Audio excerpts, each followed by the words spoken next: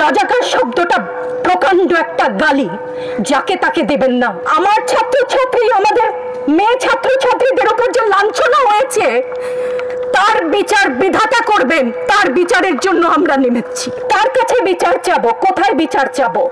আমরা ঘৃণা জানাই। আমার কথা আমি বলতে পারবো না, আপনি তুলে নিয়ে যাবেন।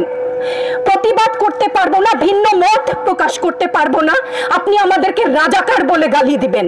ছাত্র ছাত্রীদের উপর জুলুম বন্ধ না করলে পরিণতি ইতিহাস বলে দেয় কারোর জন্য ভালো হয় না।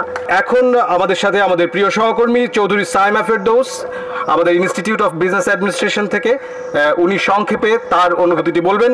আসসালামু আলাইকুম সবাইকে। আমার বলবার অনেক কিছু আছে, সংক্ষিপ্ত করার কথা আমি খেই হারাচ্ছি, আমি কোনটা বলবো আর কোনটা বলবো না সেটা আমার ঘৃণা। আজকে আমার কিছু প্রশ্ন আছে সবার কাছে, দেশবাসীর কাছে তো করব না, যাদের কাছে করবার তারা বুঝে নেবেন। আমি ইতিহাসের শিক্ষক না, কিন্তু ইতিহাস জেনে বড় হয়েছি।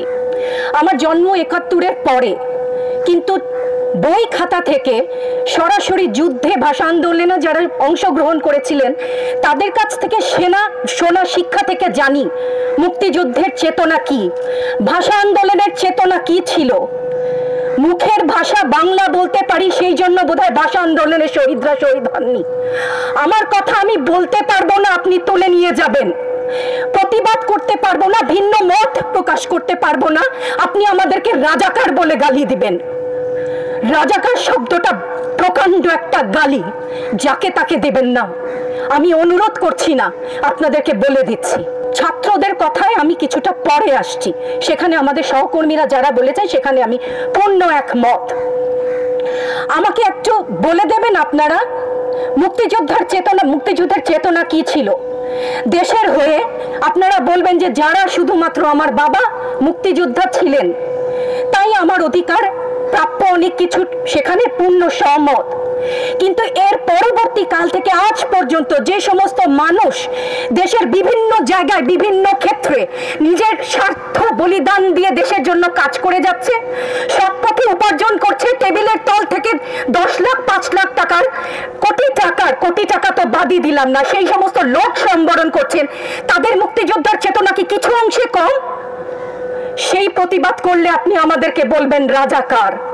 রাজাকারের বাচ্চা, এটা প্রকাণ্ড গালি, যত্রতত্র দেবেন না। আর আমার ছাত্র ছাত্রীদের গায়ে গুলি কেন? আমি এখানে কেন দাঁড়িয়েছি, কেন আজকে কথা বলছি? কারণ আমি মানুষ, আমি শিক্ষিত একজন মানুষ, আপাদমস্তক ভাবে যাকে শিক্ষা বলেন। সেখানে আমি জানি মুক্তিযোদ্ধার চেতনা যদি কিছু আমার ভেতরে বিদ্যমান থাকে, আমি জানি অন্যায়ের প্রতিবাদ করতে হবে। বিচার চাই না বলেছেন, আমিও একমত। কার কাছে বিচার চাবো? কোথায় বিচার চাবো? আমরা ঘৃণা জানাই। আমার ছাত্রদের গায়ে আমি সারা রাত ঘুমাতে পারি না, তাই এসছি যে আজকে যদি কিছু বলে যাই এক পলক ঘুমাতে পারি। যেই বাবা মার বুকটা খালি হয়ে গেছে, তাদের ঘরে কি চলে, কোথায় আছে তারা, কিভাবে আছে?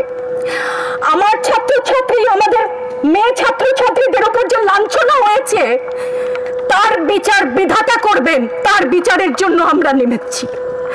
আপনারা আমাদের মুখ বন্ধ করতে পারবেন না। মুক্তিযুদ্ধের চেতনা থেকে জানি আমরা জন্মেছি একবার, মরবো একবার। ভয় দেখাবেন না। ছাত্র ছাত্রীদের উপর জুলুম বন্ধ না করলে পরিণতি ইতিহাস বলে দেয় কারোর জন্য ভালো হয় না।